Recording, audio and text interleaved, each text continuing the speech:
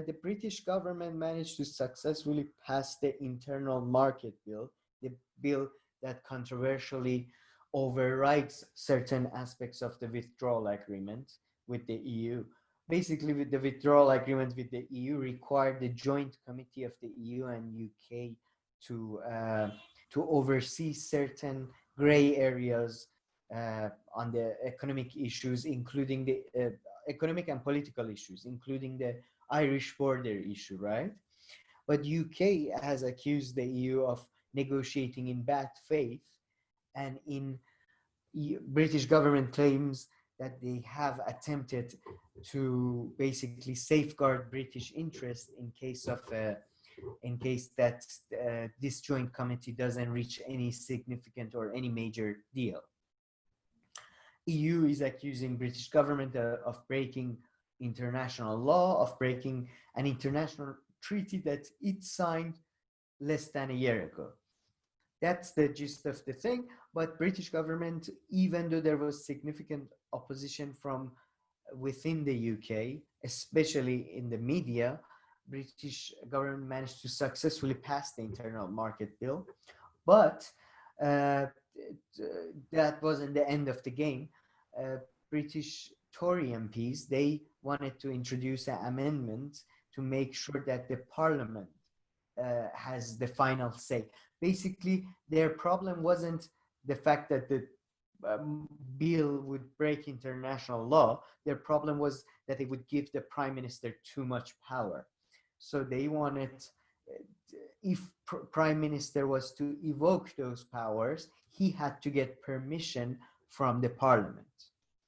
And British government seemed to have reached a compromise with the rebel MPs, so they won't be introducing that amendment, but that the same process would be worked into the bill.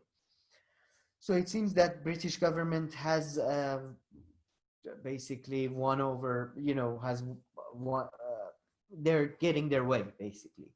EU is still hopeful that Britain will not break international law, although certain lawyers are arguing that even introducing this bill to the House of Commons means that they have already broken international law. So what did introduce to the House of Commons is the fact to give more power to the Parliament? Is that what's been introduced? No, the Internal Market Bill.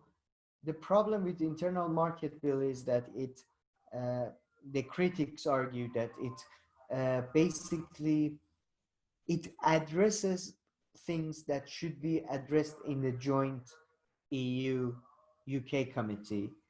Some people also argue it's a power grab to get power from devolved committees like the Parliament of Scotland or Parliament of Wales, right?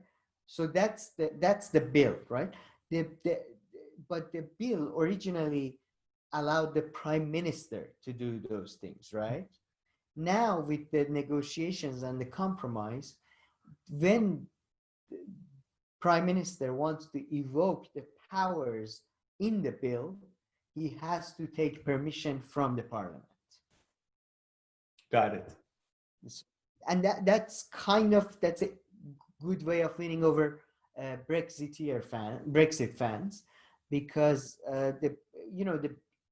there is obviously certain people who may be racist that support Brexit, xenophobic, but the arguments that they always put forward is that the issue of Brexit is the issue of sovereignty.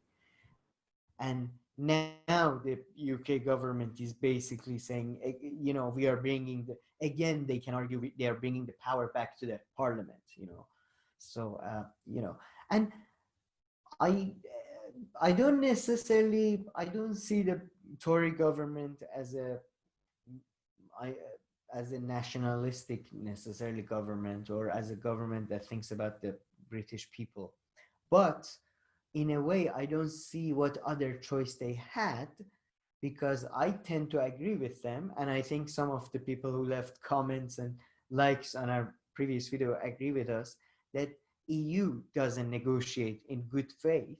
And I think EU's plan was to basically, you know, drag its feet in the negotiations, like again, like the thing they did with Greece.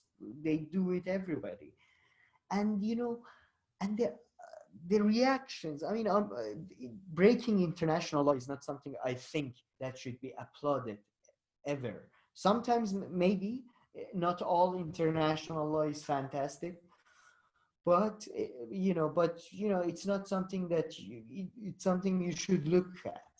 But when you have people like Tony Blair coming out and saying that, yeah, Boris Johnson, he shouldn't break international law, you broke international law when you invaded Iraq, leading to deaths of millions. So the hypocrisy of the media and these establishment figures like Tony Blair and John Major, just these idiots. It's ridiculous. It's fucking ridiculous, the hypocrisy. And in my view, if you're in the position of UK government and you think that EU is trying to basically drag its feet in negotiations, so then it can blame you for no deal, then it can blame you for because that's what EU does. EU, to be honest, everybody does. All political groups do. They do selective leaks, right? They do selective leaks that benefits them to the media.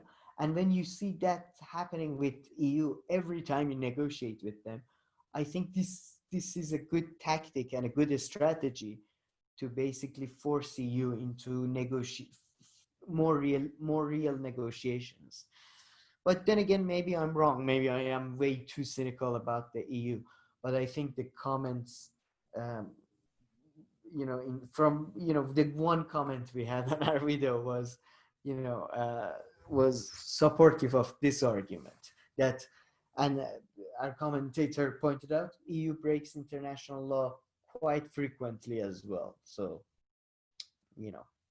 I don't believe the toppling of the Libyan government supported by, although there was a UN resolution passed, so no, that was probably legal.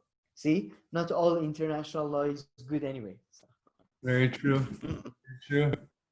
Okay, and just something really quick. You mentioned MP rebels. What does that mean?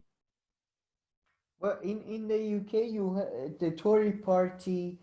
I mean that breaks. I know it has Brexit. nothing to do with this story. I know it has nothing to do with this story specifically. Sure, but I mean, Tory Rebels basically means whichever conservative MP that is rebelling against government policy at that moment.